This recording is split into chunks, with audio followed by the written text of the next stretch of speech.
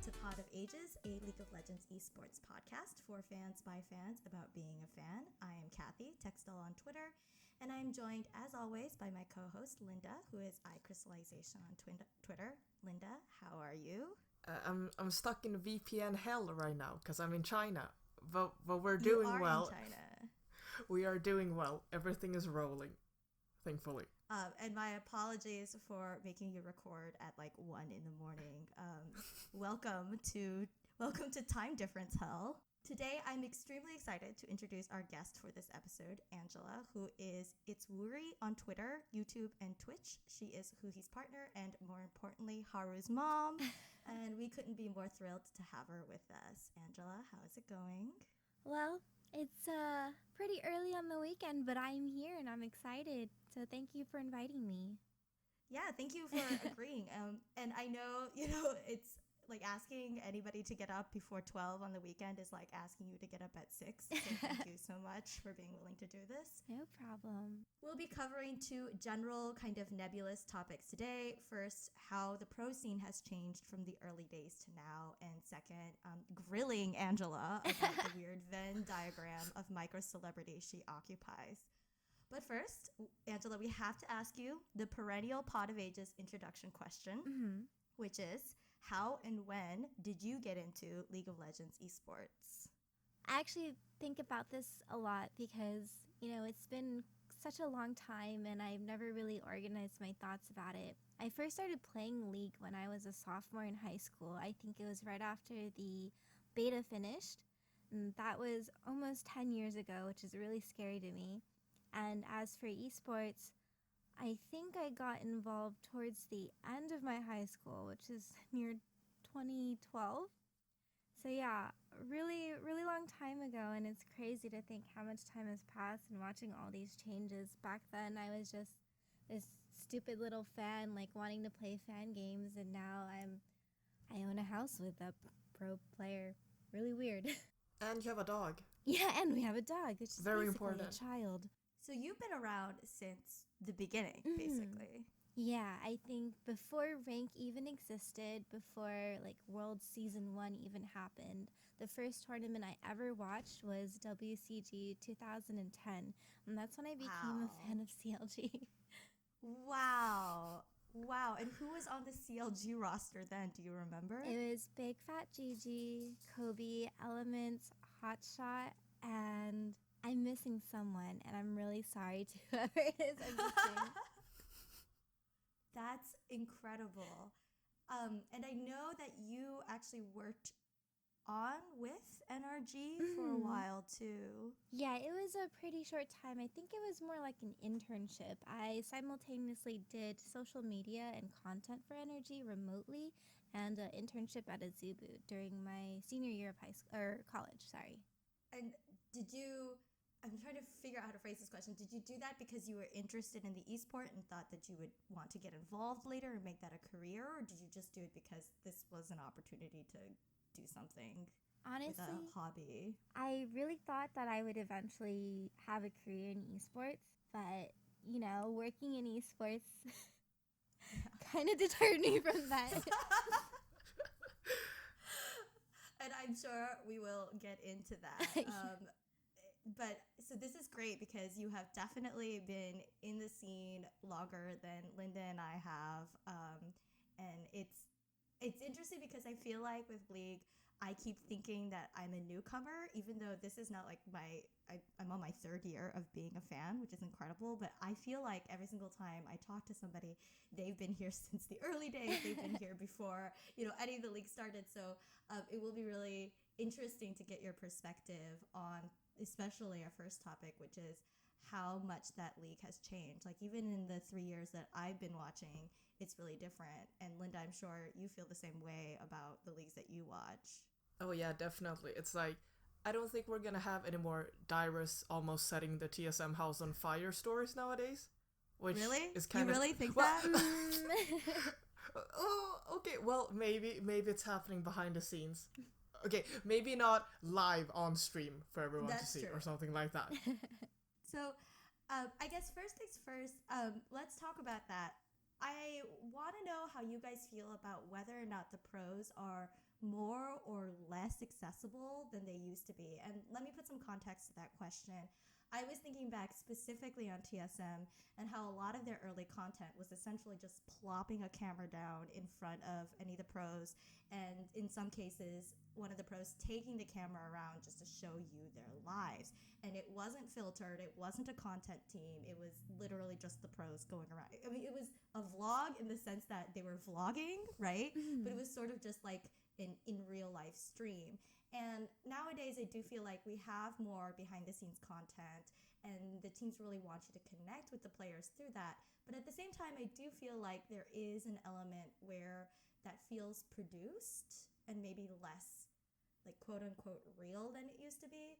So, you know, Angela, when you started off as a fan, did you feel like it was different? Like, do you feel like it was closer, further away? Like, how was that relationship between the pros and the fans then? I definitely do agree with you that everything now is kind of, it's very obviously produced by the teams. And like before, it was really easy to, you know, you could just DM a pro and they would always respond because the audiences back then weren't huge and they had a lot more free time. And there was just a lot more personal content. Now that, not that there isn't right now, because a lot of players are still vlogging and they tweet a lot more about like what's happening in their lives. But I would say for a large part, all content produced by a team is very heavily PR focused, and they do have certain intent. 100 Thieves. Oh yes, of course. So Thieves, that team. No, it's completely, you know, it's completely unscripted. They just go, they do whatever, and you know that's how they always are like. Yeah. Yes, of course. They don't have, you know, multi-million-dollar industries backing them and having to keep a proper image. Definitely not. Yeah, I think it's very important for everyone on social media to know that, one, they're for the players, and two, run it up or whatever that thing is. Well, actually, I think 100 Thieves is a really interesting example because Reggie did also dominate the image of TSM early on. He was their mid laner and he was the owner of the org.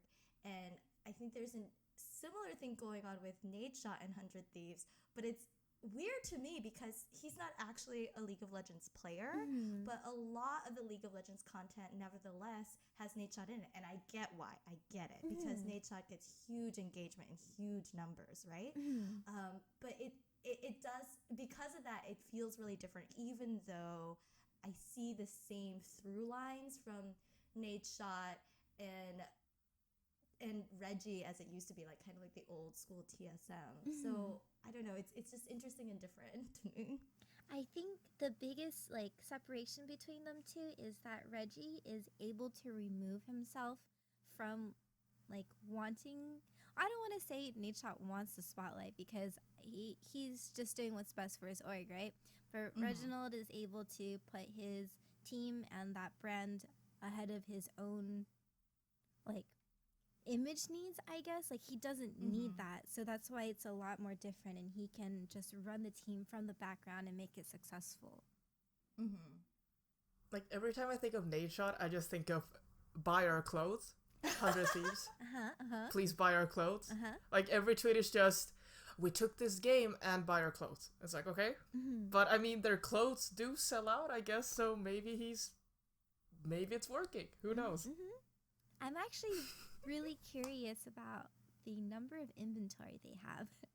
I am too. I'm actually extremely curious about that because they always sell out. It's always instantaneous. And originally, I was thinking, well, maybe this is an artificial scarcity question. But do you guys remember when they came out with the numbers about the fan passes? And 100 Thieves was insanely ahead of all the other orgs outside of like, it was like TL or TSM, which doesn't surprise me. But it was like, I was like, maybe there are just a lot more fans willing to drop like $100 on a sweatshirt that I don't know about. But I mean, if Nadeshot wants to join Pot of Ages for an episode and talk about clothes, then sure, go for it. He does have 3 podcasts. Wait, he has 3 podcasts? Yeah. What person has time for 3 podcasts? Well, when that's your job. Okay. I'm not gonna question, true businessman. So I'm just gonna let him go ahead with his 3 podcasts and hope he does well in that. Angela, you were saying? Oh, I was saying if you guys really want to invite him, we should probably cut this all out. No, that's a pipe dream. Nature is never coming yes, out of it's images. okay. So, I guess, to ask Angela, I think on NRG you were doing social media content, right? Mm-hmm. And is the type or the way that social media is done now differently as well, you think? Oh, it's totally different. I don't want to say more qualified people are being hired, but definitely people who have had actual experience and education regarding how to approach social media and analytics, especially. They're being hired now, and back then I had no idea what I was doing besides, tweeting out relevant information, making extremely terrible memes. By the way, the hentai one was not me. But, Good to know. Good to know. Nowadays, you have tracking and posts that obviously go for engagement specifically. I don't think I knew any of that. Honestly, I was hired because my friend was on the team. I will admit that. Nepotism at its finest. Esports. It's okay, it's esports. That I don't think has changed, right? I do think there's still a lot of, we call it networking now. We call it networking. It's not nepotism anymore. Ned, they both start on ne. You get them confused sometimes. Exactly. It's like an evolved item, right? Like nepotism goes into networking. It's a finished item now. I think, I definitely still think that there's a lot of people get hired because they know somebody or they've been in the industry for a while, and so everybody knows them, so they get hired over newcomers. I don't mean that to be a negative thing. I just mean that's sure. Still. But so I'm thinking specifically though of things like Golden Guardians, where they have those graphics that they have pre-made, right? Whenever it's their time to play, and the win-loss graphics, and it just seems like something that is relatively new. And I want to say something like the hentai tweet could never happen again, but I also don't think that is true. I mean, if it's trending, it will probably happen. It's really crazy because back then when I was on Energy, I did all the graphics and everything myself for promotions for sponsors. I was social media, but I was essentially the in-house graphic artist, the secretary. I helped with sponsorship decks and just everything all around. And thinking back to it, I don't think I made minimum wage. What? Really? Yeah. Esports and being understaffed and underpaid. But I was just a stupid college girl, so it didn't really matter to me. And now, I don't want you to say anything you're not comfortable with, but now you obviously don't work for esports. You have another job that is unrelated to esports. And would you ever want to go back to working in esports? I had a midlife crisis breakdown not too long ago. The beginning of the year, actually, as I realized my age was slowly approaching my mid-20s. And I thought I needed a career change. And I genuinely thought about wanting to be a manager for a team or something, because for me, I really like project management and just microing people around, yelling at people is my specialty. And I wanted to help players develop themselves into better adults. So that was something I seriously considered. But when you look at the amount of time you have to put into an esports career, it's not a 9 to 5, 8 to 5 or whatever. It's whenever you need to. You work probably 60 hours a week. You don't get weekends off. Your free days are dependent on your players, really. And even then, you might have something urgent to do. And the pay, I'm sorry, I care about pay. Yeah, of course. No, it's okay. I think most people care about pay. Not in esports. I think most people want that opportunity, so they're willing to do it for anything. Get that exposure. Yeah, that paid exposure. They actually like that. I'm like, no, I have a mortgage now. I like how your midlife crisis was, maybe I should get back into esports. Esports has become the crisis in your life. Oh God. But I totally relate to that, Angela. I was thinking the same thing. It's really funny that you said this because it was last year probably where I had the same crisis where I was thinking, oh, maybe I should also get into esports. I do think it is a lot harder when you've worked a job that, well, first of all, pays you more than minimum wage. And it's not like my job or your job is easy or could really even be qualified as a 9 to 5 in some cases. But definitely the separation is different than being a manager of an esport team because like you said, you don't have any weekends, and anytime there's something going on, you're on call, and then you may have to travel, and it's just like a completely different life. Oh no, I was just thinking that it's like a huge lack of routine. Yes. And also like you're being a parent for a bunch of children that you didn't ask for. You're like, please, children, follow me. And they're like, no. And then they run away and do something. You're like, don't say that on stream. Please don't say it out on stream. And they're like, I'm going to say it on stream. And then they say it. It's like, oh, God, now we have to fix this. That's how you can tell Linda is an EDG fan. I suffer every day. So, Angela, you have been in esports, like we said, and then with Husky for a while. Just being with him as he's progressed in his career, do you think just the career of being a pro player has changed as well? I think it's a lot more intense now, although it's weird to say that because I think on CLG that was definitely the most rigorous team in terms of practicing and attitude. Interesting. Yeah. Ooh, 100 thieves! Anyways. But it is like a lot more intense now. A lot of teams have offices, some players commute, and there's a lot more support staff that are able to help out the teams, and that's something like definitely new. I mean, coming from CLG back then, they were really limited by, their financial situation, so the players didn't really have like this huge support teams that they have now. Content teams were small. They just had this really weird bug-filled haunted campus that they all lived on. But I felt like because of kind of how like not professional the scene was, they were all much closer and they were just more hungrier for the win. And I don't know, I guess that like players are definitely much happier now with franchising because, salary increase. But things were a lot different back then.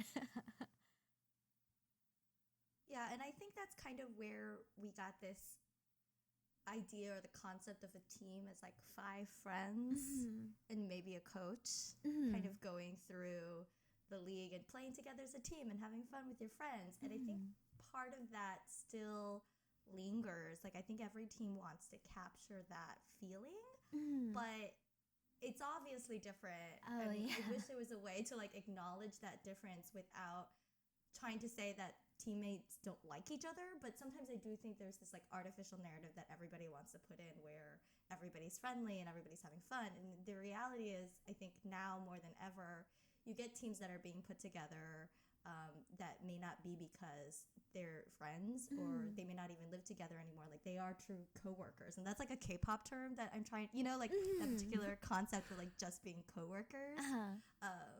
So I don't know. Yeah, that's a really good point. I don't remember when this was, but I remember Jay, who he said to me before that the team that does like the best is the team that's able to work out their differences the best. It's not necessarily they're the best mechanically or they got their shit together in game. It's out of game that really makes or break a team. I mean, he came from the Dardock era, and even now he thinks back to it a lot. It's like maybe he could have done more and they could have gone to Worlds and done really well. But you see, it wasn't something in game that messed up. It was something out of game. And coming from like the first iteration of CLG that he was on, everyone like jokes about how CLG cares so much about friendship, but back then they were really good friends. They were like brothers almost. And yeah, honestly, I was really shocked when the Smithy roster change happened, and that's when I felt like it was slowly starting to break down. Nowadays, like looking at other teams, I guess they're like on good terms, but I think there's a lot of inner politics that come into play. And I think that's natural when your job is about competition and, your coworkers influence your results and success. It's pretty natural, but it is sad. Yeah, but I guess that's life now. Yep, that's the adult life. Mm-hmm. But it does remind me of like our conversation about content, how content now, there's more content, but it also feels more artificial and less genuine because you have a production team, editors, everything, people who just overlook what you're gonna post. And it's kind of the same with pro players. Like, it's not just five guys, five friends, banding together to play and become a team. But now it's more like people go out and scout certain talent, and sometimes teams are just co-workers, like Fnatic with Caps leaving for G2, and everyone was like, oh, but Fnatic had such a good bond, but you never know, really. And I mean, it's nice if everyone's friends, but I feel like you can also be good co-workers and also do well. Yeah. Like, competitively. I'm just an emotional sap who likes the friendship aspect. It's okay, we're all emotional saps who like friendship. No, I think about this a lot because, I definitely think we gravitate towards those teams that seem to have it all. And when I say have it all, I mean they're great together as a team, but they're also friends, right? Like, that's why Rocks / Huya / Ku / GE slash all the names was so popular because people felt like they were friends, and they seemed like friends, at least to us, as much as we can tell. And I think when you look at part of the appeal of G2, it's not just that they're great players, though they are. It's that when you see them on comms or when you see them out of the game, they feel like they're still just a bunch of like 5/6 people having a lot of fun together. And like we still want to recapture what it was like to cheer for five guys who just happen to be friends and also really good at the game, even though I think we all know intellectually there's no way in hell that all of these teams are that way. It's sad. It is really sad. But, yep. Linda, I want to ask you this question. I don't know as much about the history of LPL as I would like, but I also feel like they were always very much dominated by needing to win. Like, very early on, the honeymoon period of a bunch of 5 players just having friends was, like, not true in LPL. Is that wrong? I think that, like, early days of LPL was also just, a bunch of guys who were good at video games, living together. Like, I know the old WE days with Clear Love, he talked about how they literally lived in, like, one room and they slept on the floor and all that. But then he also talks about how those days were kind of, like, some of the best days. Because you feel so much closer because, you're struggling, not just in the competition, but also financially. Which is kind of sad when you think about it. But, I mean, they're all doing well right now, so good on them. And I would say that the bonds back then that they made are much tighter than the ones now. Because now the LPL has become so big and there are so many subs. Like, players just getting subbed in, subbed out, and then they're being, like, traded to other teams and, like, contracts and everything. So, like, one year you see this team, you're like, oh, they seem great, and then the next year suddenly 2 players are gone, you're like, okay, well, that was it, I guess. While, for example, old WE, even though they split up and had kind of a bad fallout, they're all still very good friends. And they say, like, oh, I consider us brothers, and things like that. That's interesting. I remember when I was talking to Gate about the very first article I was writing for Riot about success, he talked about how, when he first started, they were just like 5 guys. They didn't even have a manager. They were sitting around like needing to figure out how to get to the games themselves and ordering food. And he was like living like an adult for the first time, and he was just out of college. And I do think about that kind of traumatic experience and how much closer it brings you to the people you're playing with. So it is a double-edged sword, right? Like you were saying, Angela. Like we're all sappy and we want those closeness stories. We want those brothers, but sometimes it comes at the cost of basically like leaving 5 guys to fend for their own. You know how that is when they're pro gamers. Yeah. Almost setting fire to their house. Yeah, exactly. That's how it is. So to wrap up this topic, I would say that if I had been around as long as you have, Angela, I would have been like, I can't believe the league is still running in 2019. And not only is it still running, it's even bigger than it used to be. Mm-hmm. So, like, looking forward, do you think that the league will still exist, like League of Legends esports as a concept, and for how long or like what form? I really hope so for, the sake of my boyfriend's career. But I'm not really sure because like every once in a while I hear a lot of complaints about how the NA Riot team is kind of slacking a little bit in not like production but just like the overall infrastructure of like NALCS, whereas like what is it, LEC is like thriving right now. They have so much sponsorship, so it really concerns me because I would hope that it can last as long as it will, but I mean, there's things from like a writer forgot to sign a contract to renew a sponsorship. That's a little bit concerning. And wow. I don't know what's like happening now. The Team Pass thing and point of view, whatever, player pro view, I think those are really nice ideas, but is it enough to keep it going? And now with Team Fight Tactics and like its success, maybe they'll move on to that. Like that's their backup. So I'm really not sure. I don't like truly understand the space like that in depth, but it's a worry I have rather than like I'm hoping it will continue. Yeah, that's life. Linda, what do you think?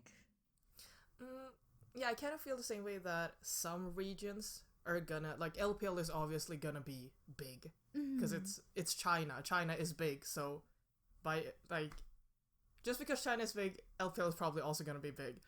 And I feel like LEC, with their whole rebranding thing, they've really, like Angela said, like flourished and vamped up and everything. But I do worry about NA because there's always been discussions around NA kind of like being on the back burner and less people playing on the NA server if you compare it to like the European server. And just like these comparisons that make me feel like maybe in the future League is going to be here and it's still going to be an esport, but I don't know about the NA scene in League of Legends. Yeah, and that's kind of like the scary part, because as much as we complain about NALCS Fiesta, it would be really weird if like an entire region just kind of like fizzled out. Yeah, and it's kind of like the StarCraft model, right? Which is it just stops being an esport in a lot of different places, and maybe we will just have like say LPL and LEC, and that's a really strange thing to think about. The idea of not having like the major regions, and we're kind of already wondering where that is with like LMS, and the same thing with LCK in a way. Like, is it going to get franchised? Is it going to become like all the other leagues? Is it going to stay? When Riot took it over, I think there was a lot of like concern that it would look completely different, and it does look different. And so year by year, we are slowly moving away from the Champions Korea feel, and it's just become like another facsimile of NALCS, but with LCK.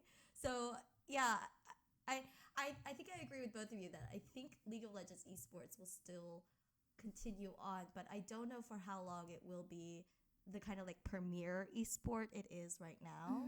Though I say that, and then I still look at Overwatch League and I'm like not really sure it was the competitor that we all thought it was going to be. Like certainly it's really big, but I don't know. So like maybe esports in general will just die and we'll all just like watch Fortnite streams or whatever. Like, now in the future it's gonna be team fight tactics. That's the esports. you know, maybe there are worse things that could happen. Like I said, we could all be watching Fortnite streams. So we are going to move on to our second topic, which is I'm going to grill Angela all about her life. Oh, exciting! Just kidding. Well, I do want to know, how is Haru? I do want to get like 5 minutes in of pet talk. She's right now lying next to my feet, on my feet, like a little warmer. Oh no. Oh. So there is a backstory, I think, right, in how you got Haru, and I think it's like even vaguely esports related. I think we've mentioned this before. Haru has a sibling. Yeah. So back when I first moved to LA, back when I wanted to do esports and then realized after Energy that maybe I shouldn't, I was a little bit lonely because, back then, all pros lived in gaming houses. And so I was, new to LA and I was alone. I was like, Jay, I want a dog. And he was like, okay, if it's a dog, I want a husky. I'm like, okay, but I want my own dog. You can have your own dog. So what ended up happening was we found a breeder who actually just moved here from East Coast. So she was trying to sell her dogs as soon as she could because her housing didn't allow any dogs at all. Mm-hmm. And I believe Darshan drove us to look at the puppies to pick out which one. And back then I was very stubborn and I was like, I can definitely handle 2 dogs. I have no life. I'll just play with both of them all the time. 2 puppies. How bad could that be? So we got there and Jay immediately picked Haru, or I guess she picked him and fell asleep in his arms. Oh no! And there was another dog, her brother, Maru, sorry, I'm very used to saying it the white way because people can't pronounce their names. And he was just like desperately trying to get my attention, so I picked him. And they were so cute. We immediately brought them back to the CLG house.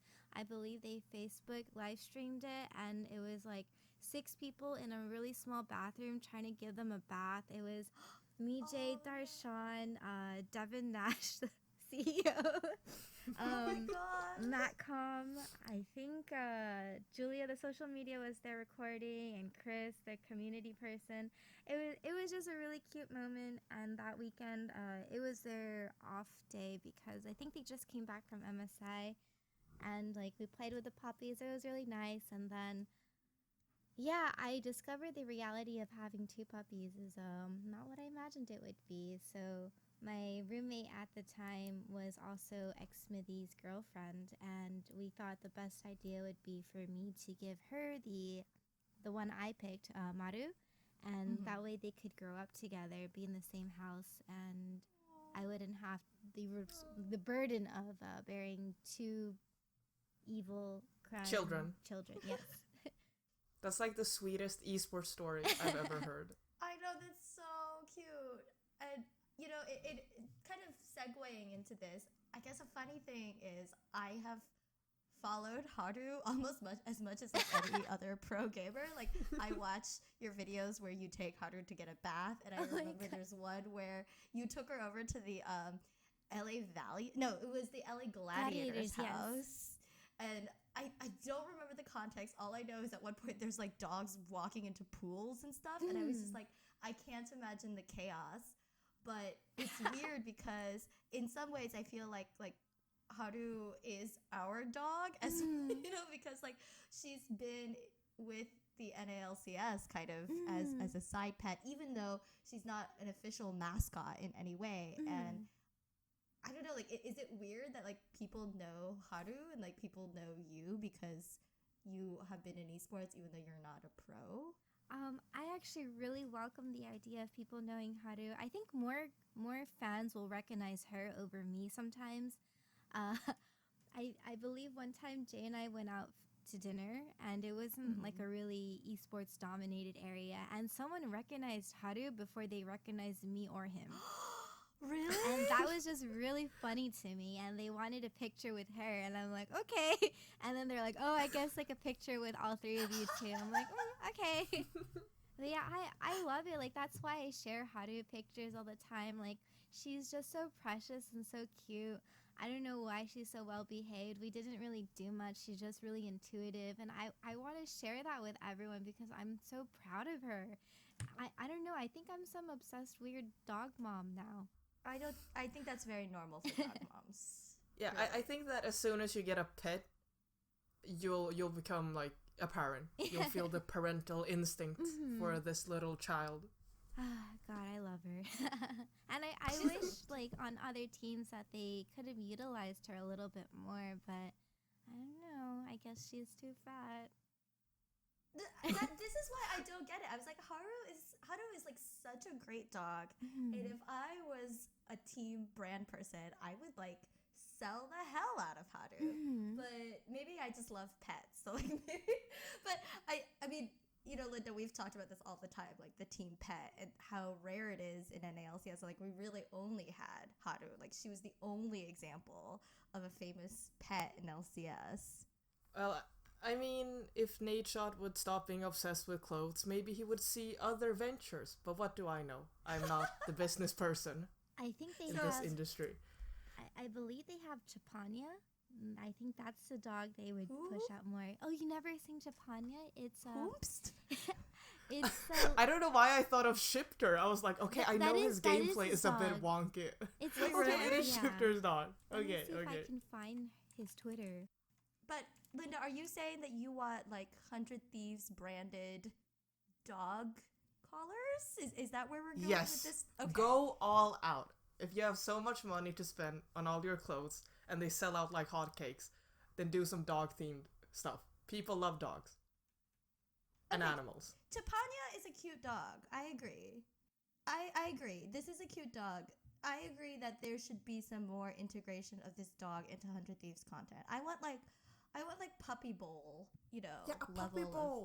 level of engagement going on here. This is cute. This is such an expressive dog. Why are they not utilizing this dog? Yeah, this could be like the nice of LCS. Exactly. I mean, I guess Clutch is the only one with Toby, right? Their little dog. Yeah, Toby is really cute too. But since wait, was it Huni's on Clutch, right? Mm-hmm. Yeah. And I think it's like Huni with Toby is like the best content actually. Like they're like two dogs together, which I think is really cute. Have you seen that really old clip of Huni and Maru chasing each other? No, but you're going to link it and we're going to put it in the notes of this episode so that we can all enjoy this because that sounds amazing. Yeah, I had to find it, but it's the cutest thing ever because he's like running away and Maru's like chasing as fast as he can. And this is when he's a baby still too, so his legs are really stubby. Oh, no. Oh, my heart. It is doing the clench when it hears all these cute stories. Oh, God. Angela, do you ever like walk down the street and somebody recognizes you? No, I don't think. Oh, I've had that happen to me in a mall a few times, but not so much outside of like actual LCS venues. Mm-hmm.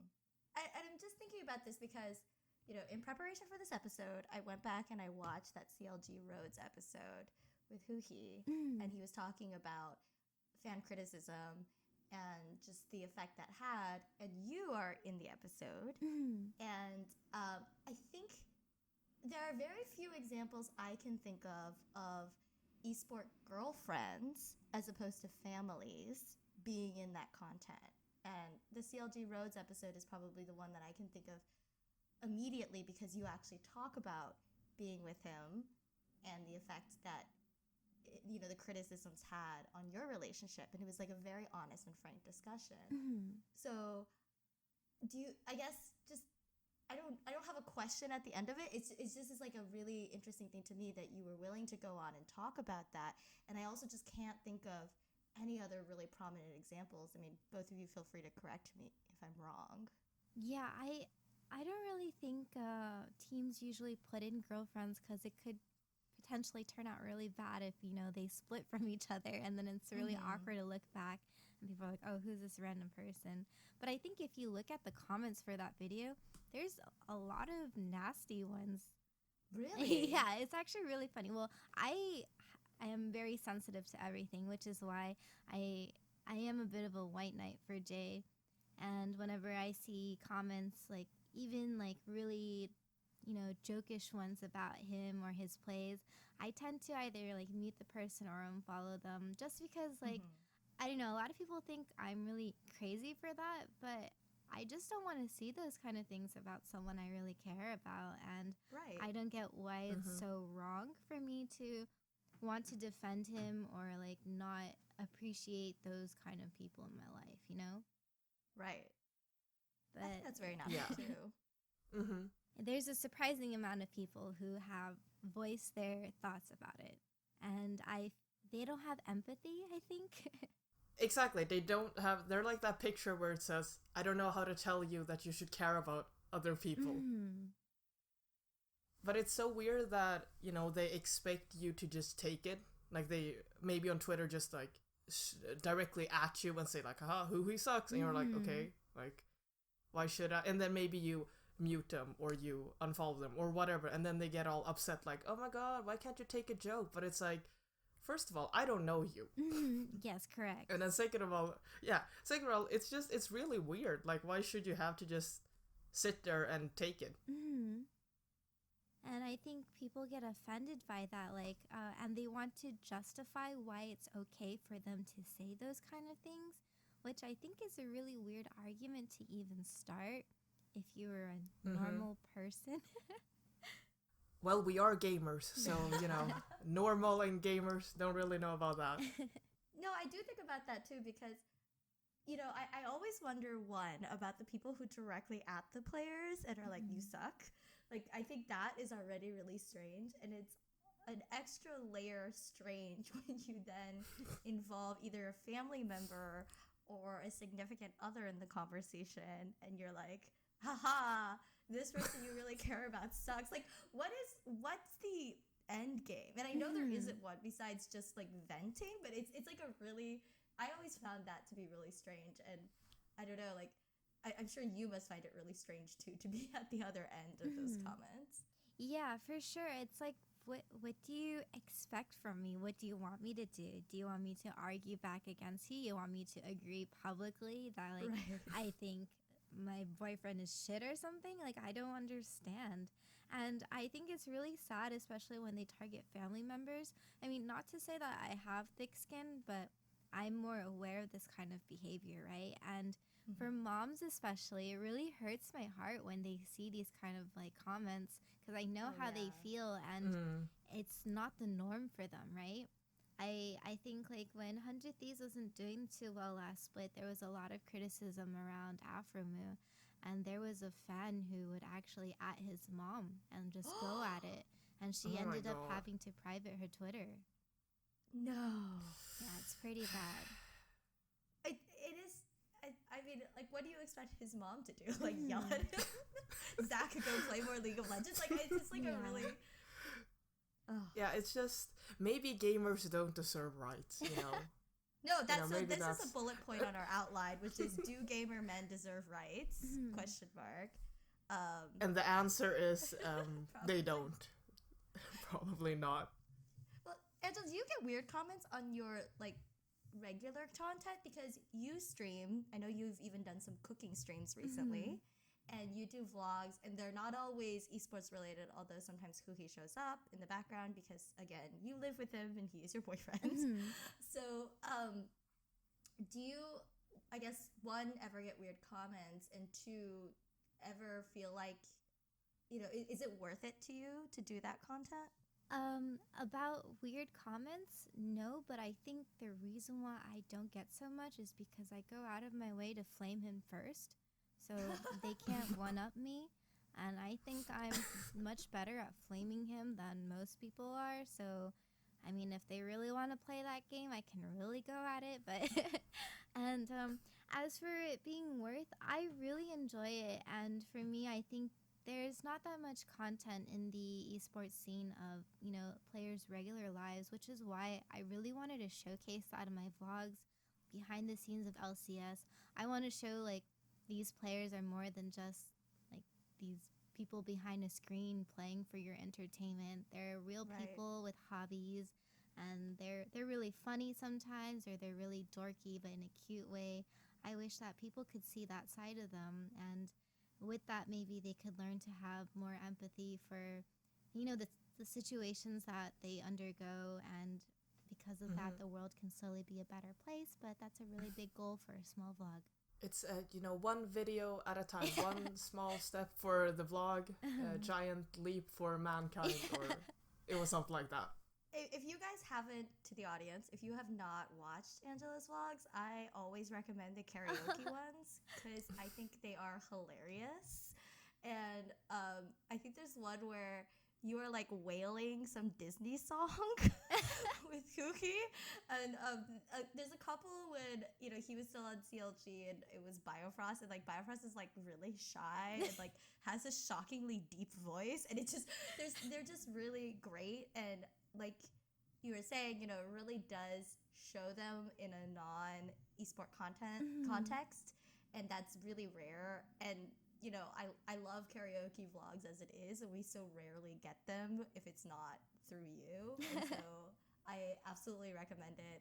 And yeah, no, I also agree. Like, the other person that I can think of is Arya, who is Altec's girlfriend, although he's not playing professionally with the team right now. She always would make vlogs too, and it was kind of the same thing, like just really casual behind the scenes stuff where his teammates would be there and she'd like cook food with them, or they go out shopping. And I think she had some where she was like going to different places with different pros. I think she went to get like Halo Halo with like Smithy. Oh yeah. And so yeah, no, I really appreciate that. And I know it must be really hard as a girlfriend to like put yourself out there and like, you know, just put yourself out there on the internet. It's hard already for me. I can't imagine what it's like to have like this other person's reputation or image attached to you and do it. But I do really appreciate it. Oh, that's so nice to hear. I honestly, I think the nicest thing anyone can say to me nowadays is I really like your videos. Well, I mean, everyone likes to hear, you know, compliments about the hard work and effort they put into something. For sure.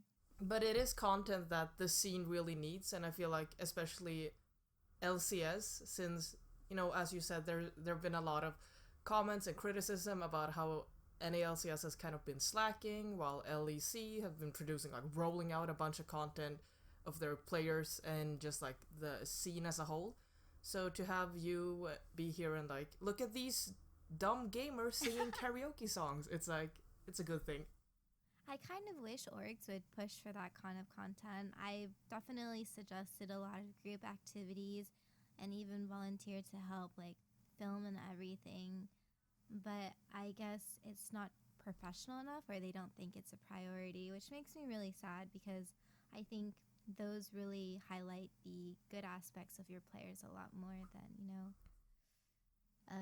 what's that thing called? Oh, heist. What? You don't love seeing gamers huddle around and be like, let's go boys, for the fifth time in a row? Because that's what all these episodes are about. It's about let's go boys. And then they go game. And then they go home. I will say that is the thing that I feel like Overwatch League has done a lot better this year, which is they have all these little special things. I forget what it's called. It's like the Honda whatever, or Toyota whatever. Like, there's some car sponsorship that's underlying it. But they take some gamers out to do some things. You know, they take them to a cat cafe, or they make them do like a cooking competition. And I don't know why we can't get that in League of Legends in any of the leagues. And I really feel like in any of the leagues, we're not getting it. Like, Shox had the, like, shocking around town for a bit, but it had, like, 2 episodes and then it died. I don't know. I know we always, like, end up coming around to talking about content, but in this particular case, it's like, I learned so much more about Huhi through Angela. And I mean, like, this is obvious, but, like, just from that than, like, anything else. And it really does make the people come alive when you can see them do something other than, like you were saying, Linda, like, huddle around and say, let's go, boys. But at the same time, I feel like it shouldn't be my responsibility to promote a player, right? Yeah, exactly. Like, I'm doing this for his own good, but I wish that, you know, the teams would pick it up more. I actually think CLG content is pretty good now. They had players go to a animal shelter, I think, and play with puppies. I think those ideas are really cute, and like the Biofrost cooking video, I don't know why teams aren't a little bit more adventurous. Like, you know, your players. Sorry, I choked on my spit. You know your players. Happens to the best of us. You know your players have hobbies. Why not like capitalize on it? They have a good fan base. You have a good fan base. It's interesting content. It's not gamer content, but you could get, you know, more players attached to them. I do think there might be an element of this, and I'm not thinking of any particular person as I say this, so I don't want anybody to come back and flame me. I think some players are just boring. So I think so I think sometimes you need to have somebody who's comfortable with them behind the camera, which is why I think maybe you and say Arya can get really great content because the players are used to you and know you have only like the best of intentions for them. And so they're maybe more comfortable, but it may be different when it's like a whole video content team. I mean, I'm thinking about like if somebody was to follow me around with a camera, I think I'd be incredibly boring and then retreat into a little shell and then like make even more boring content. Yeah, and then there's also the if you're recording for a team, it's work. But if you're recording with a friend, it's fun. Right. But, speaking of like being comfortable around and past content, I just remembered like back in 2015, I think, there was this, I don't know why they made it, because I think they only made one episode, but in the LPL, they had one show where they have Clear Love and Imp cook food. Why? Why those two people? I don't know, because they were like the most, the faces of LGD and EDG. And basically, so the ex-LPL host, Rendong, he was like, today we're gonna cook food with Clear Love and Imp. And then Clear Love and Imp are there like, hello, we are gamers. We clearly do not know how to cook food. And it's so weird. It's like, skin this fish. I'm like, who knows how to skin a fish? Oh my gosh, I've seen this episode. Yeah, it's hilarious because they're so bad, but it's also a bit like, there is this awkward vibe because, those two, Clear Love and Imp, aren't particularly close. And it's back to that thing of like, you need someone who's, either close to you or someone who's very social or very open to like bring the people out of their shell. Yeah, I think that too, and I don't know, like Angela, I think you're a really great people person and you're funny, and I think maybe sometimes if you put somebody else behind the camera and it's a coworker, it may just be different. So I do, and there is an interview with Portillo, I think. I forget his actual username. The guy who does social media for C9. Invin Global did an interview with him, and he said the same thing, where he was saying because he's really comfortable with the players, he can just ask them to do something really funny and like put it on Snapchat or put it on Twitter. And maybe if you don't have that same level of comfort with the players, you wouldn't get that. And like, not to make this like suddenly political, but it does make me think about how if you have that kind of relationship, maybe does it mean that you always have to have like men of the same age be the social media people or be the content team, because it'll always be like, they need to like have that level of comfort. So I wonder if that's why we don't get these ideas of like people go to a cat cafe or like whatever, because that feels for some reason in this space feminized. That was a very long rant. No, I totally agree with that too. I'll do what I can to push for these content ideas, but at the end of the day, I think it all comes down to they are a business and they don't think it's worth to expend the manpower and resources to make these kind of videos. Yeah, and like I said, when it happens in Overwatch League, it's happening through Blizzard, right? It's not happening through the teams. So I guess what we're saying is like, Riot, come on, let's get on this. Come on, like, you literally don't have to do much. Just like stick a camera on one player's head and then you send him to a karaoke bar and then you get the footage and you go crazy on the editing. But if we let Riot do it, it's going to be like double lift 50% of the time. So like, this is also okay. So Double Lift acts as the host for various teams in his karaoke bar, and then they come. A bad host. Terrible. Bad ideas. See, this is why it doesn't happen. Because they're just gonna stick Double Lift in it. Am I wrong? I love Double Lift. This is not like, but like this is not a read. It's just reality. It always is gonna be Double Lift. Or maybe Bjergsen. Maybe they will toss in Bjergsen to spice it up, Has that guy ever karaoke'd once in his life? I mean, does Bjergsen know what a karaoke is? Of course he does. Question. He's in LCS. Well, anyway. This went off topic, but Angela, is there anything else you want to add about just, I guess, content or your content or teams in general? More Haru content. More Haru content. More Haru content. Or as the white people say, more Haru content. Yeah, Haru content. Haru content. More Haru content, please. Yeah, I actually don't know why they emphasize the Ru part so much. Usually people say Haru, and I'm like, okay. Really? Yeah. It's like Sakura. You know, like when white people say like Sakura or Naruto. I think there's like something about the front emphasis because, well, I think in English, and this is a total tangent, but in English, we tend to put the emphasis like in the middle of words or things. But in Japanese, it's a flat, like we try, the whole point of the language is like not emphasize things unless you absolutely have to, right? So Haru, Sakura, like it's a very emphasis neutral. And I think that drives people who've learned English as a first language wild. And so then they're like, we must put an emphasis on one part of the word. And it's we must Sakura. say Naruto. Naruto. Naruto. Naruto. Say it properly like a real American. That's that's what gamers do. This is gamer rights. To have the right to say Naruto. Naruto.